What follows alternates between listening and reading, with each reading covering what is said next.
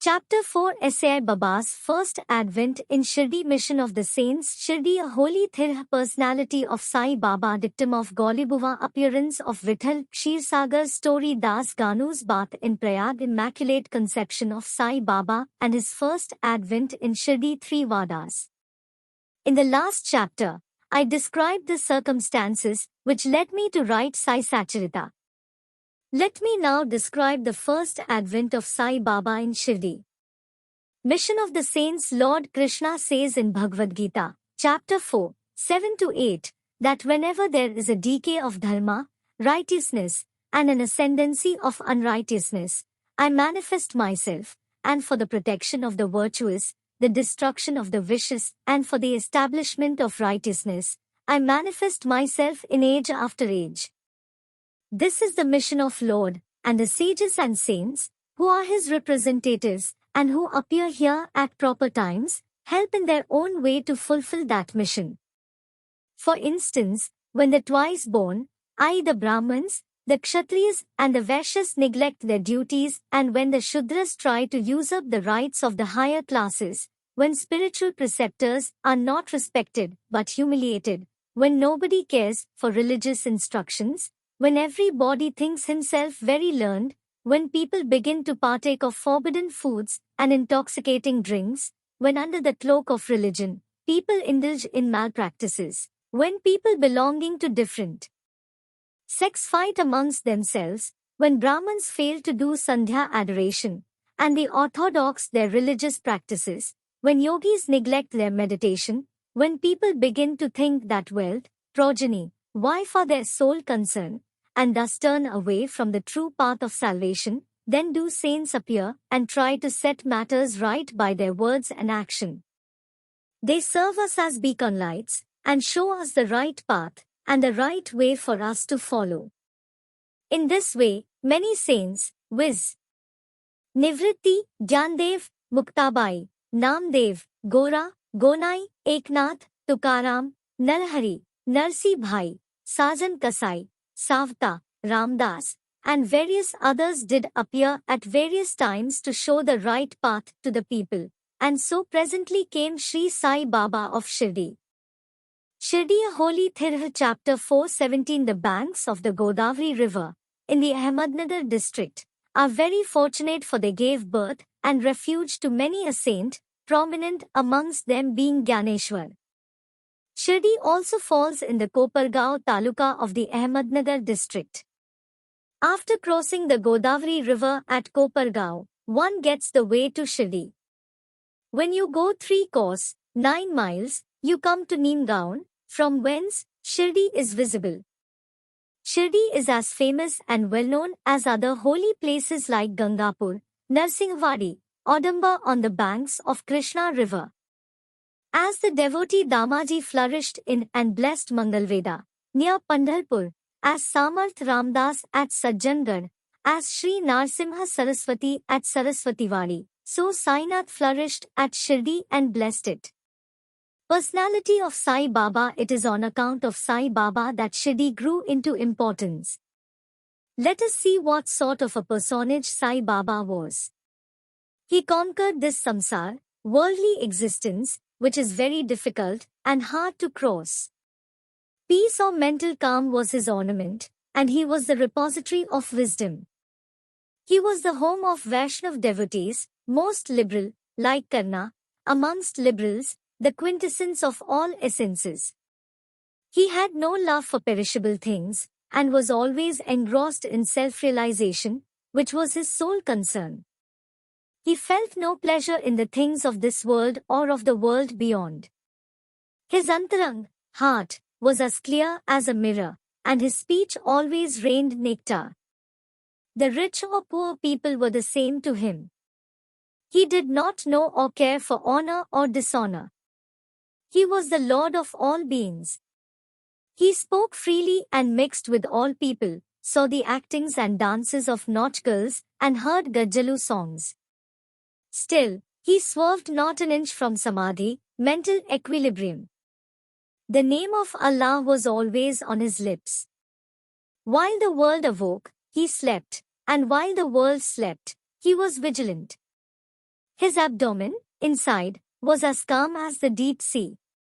His ashram could not be determined, nor his actions could be definitely determined, and though he Saturday lived in one place, he knew all the transactions of the world. His darbar was imposing. He told daily hundreds of stories, still he swerved not an inch from his vow of silence. He always leaned against the wall in the masjid or walked morning, noon and evening towards Lendi, Nala, and Chavdi, still he at all times abided in the self. Though a siddha, he acted like a sadhaka. He was meek, humble and egoless, and pleased all. Such was Sai Baba, and as the soul of Shirdi was trodden by Sai Baba's feet, it attained extraordinary importance. As Gyaneshwar elevated Alandi, Eknath did to Pathan, so Sai Baba raised Shirdi. Blessed are the grass leaves and stones of Shirdi, for they could easily kiss the holy feet of Sai Baba and take their dust on their head. Shirdi became to us, devotees, another Pandharpur, Jagannath, Dwarka, Banaras, Kashi, and Rameshwar, Badrikedar, Nasik, Triambakeshwar, Ujjain, and Mahakaleshwar or Mahabaleshwar Gokarn. Contact of Sai Baba in Shirdi was like our Veda and Tantra. It quieted our samsara, world consciousness, and rendered self-realization easy. The darshana of Sri Sai was our yoga sadhana, and talk with him removed our sins. Shampooing his legs was our bath in Triveni Prayag, and drinking the holy water of his feet destroyed our desires. To us, his commands were Vedas, and accepting, eating, his udi, sacred ashes, and prasad was all purifying. He was our Sri Krishna and Sri Rama who gave us solace, and he was our Para Brahma, absolute reality. He was himself beyond the pair of dvandvas, opposite, never dejected nor elated. He was always engrossed in his self as existence, knowledge and bliss. Shirdi was his center, but his field of action extended far wide, to Punjab, Calcutta, North India, Gujarat, Dhaka, now in Bangladesh, and Konkan. Thus the fame of Sai Baba spread, far and wide, and people from all parts came to take his darshana and be blessed. By mere darshan, minds of people, whether pure or impure, would become at once quiet. They got here the same sort of unparalleled joy that devotees get at Pandharpur by seeing Vithal Rakhumai. This is not an exaggeration. Consider what a devotee says in this respect. Dictum of Goulibuva, an old devotee by name Goulibuva, aged about 95 years, was a Varkari of Pandhari.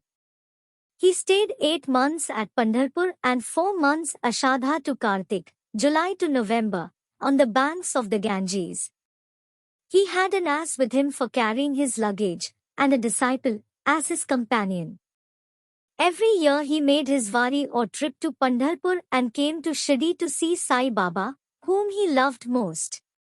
He used to stare at Baba and say, "This is Pandharinath Vithal incarnate, the merciful Lord of the poor and helpless." This Goulibuva was an old devotee of Vithoba, and had made many a trip to Pandhari, and he testified that Sai Baba was real Pandharinath. Vithal himself appeared. Sai Baba was very fond of remembering and singing God's name. He always uttered Allah Malik, God is Lord, and in his presence made others sing God's name continuously, day and night, for 7 days. This is called Namsaptaha. Once he asked Das Ganu Maharaj to do the Namsaptaha. He replied that he would do it, provided he was assured that Vithal would appear at the end of the 7th day. Then Baba, placing his hand on his breast, assured him that certainly Vithal would appear, but that the devotee must be earnest and devout. The Dangpuri, Takor, of Takurnath, the Pandhari of Vithal, the Dwarka of Ranchod, Krishna, is here, Shirdi. One need not go far out to see Dwarka. Will Vithal come here from some outside place? He is here. Only when the devotee is bursting with love and devotion, Vithal will manifest himself here. Shirdi. After the Saptaha was over, Vithal did manifest himself in the following manner. Kaka Saheb Dikshit was, as usual, sitting in meditation after the bath, and he saw Vithal in a vision. When he went at noon for Baba's darshana, Baba asked him point blank, "Did Vithal Patil come? Did you see him? He is a very truant fellow, catch him firmly, otherwise, he will escape, if you be a little inattentive." This happened in the morning, and at noon there was another Vithal darshana. One hawker from outside came there for selling 25 or 30 pictures of Vithoba. This picture exactly tallied with the figure that appeared in Kaka Saheb's vision. On seeing this and remembering Baba's words, Kaka Saheb Dikshit was much surprised and delighted. He bought one picture of Vithoba and placed it in his shrine for worship. Bhagwantarao Kshirsagar's story how fond was Baba for Vithal worship was illustrated in Bhagwantarao Kshirsagar's story. The father of Bhagwantarao was a devotee of Vithoba and used to make varis, annual trips, to Pandharpur.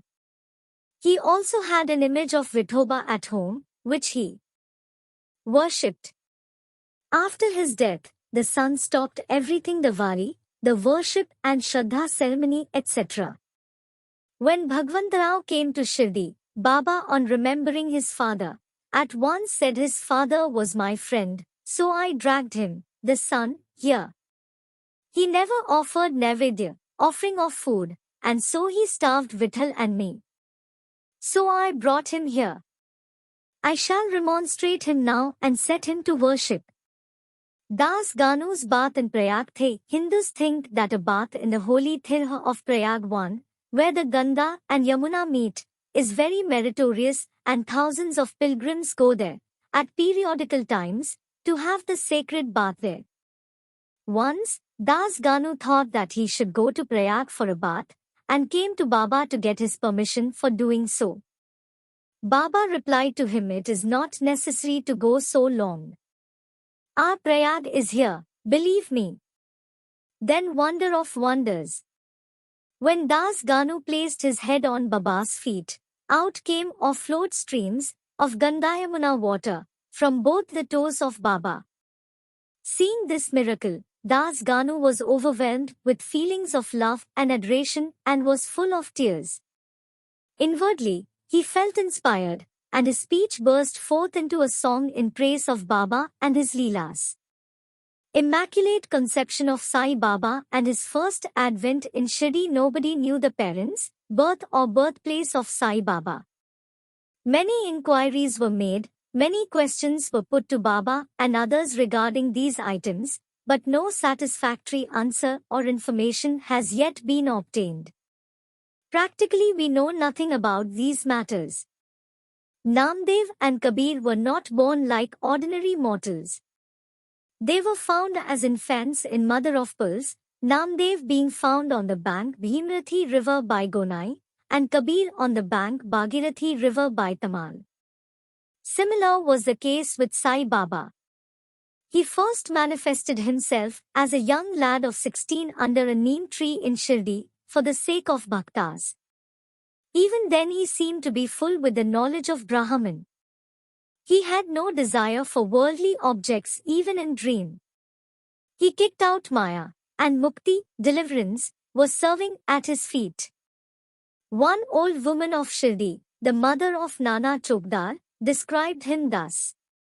This young lad, fair, smart and very handsome, was first seen under the neem tree, seated in an asan. The people of the village were wonderstruck to see such a young lad practicing hard penance, not minding heat and cold. By day he associated with none, by night he was afraid of nobody. People were wondering and asking whence this young chap had turned up. His form and features were so beautiful that a mere look endeared him to all. He went to nobody's door, always sat near the neem tree. Outwardly he looked very young, but by his action he was really a great soul. He was the embodiment of dispassion and was an enigma to all. One day it so happened that God Khandoba possessed the body of some devotee and people began to ask him, Deva, God, you please enquire what blessed father's son is this lad and whence did he come? God Khandoba asked them to bring a pickaxe and dig in a particular place. When it was dug, bricks were found underneath a flat stone. When the stone was removed, a corridor led to a cellar where kamouth-shaped structures, wooden boards, necklaces were seen. Khandoba said this lad practiced penance here for 12 years. Then the people began to question the lad about this. He put them off the scent by telling them that it was his guru's place, his holy vatan, and requested them to guard it well. The people then closed the corridor as before. As Ashwatha and Audumber trees are held sacred, Baba regarded this neem tree equally sacred and loved it most. Mahalsapti and other Shirdi devotees regard this site as the resting place, Samadhisthana, of Baba's Guru and prostrate before it. 3 Wadas. 1. The site with the neem tree and surrounding space was bought by Mr. Hari Vinayak Sathe, and on this site a big building-style Sathe's Wada was erected. This Wada was the sole resting place for pilgrims, who flocked there. A platform was built round the neem tree and lofts with steps were constructed. Under the steps, there is a niche facing south and devotees sit on the platform, facing north. It is believed that he who burns incense there, on Thursday and Friday evenings will, by God's grace, be happy. This Wada was old and dilapidated and wanted repairs. The necessary repairs, additions and alterations have been made now by the Sansthan. 2. Then after some years another Wada, Dikshit's Wada, was constructed. Kaka Saheb Dikshit, solicitor of Bombay, had gone to England. He had injured his leg by an accident there. The injury could not be got rid of by any means. Nana Saheb Chandorkar advised him to try Sai Baba. So he saw Sai Baba in 1909 AD and requested him to cure rather the lameness of his mind than that of his leg. He was so much pleased with the darshana of Sai Baba that he decided to reside in Shirdi. So he built a Wada for himself and other devotees. The foundation of this building was laid on 10th December 1910. On this day, 2 other important events took place. 1. Mr. Dada Saheb Khapade was given permission to return home, and 2. The night aarti in Chavdi was commenced. The Wada was complete and was inhabited on the Ramanavami day in 1911 AD, with due rites and formalities. 3. Then another Wada or palatial mansion was put up by the famous millionaire, Mr. Booty, of Nagpur.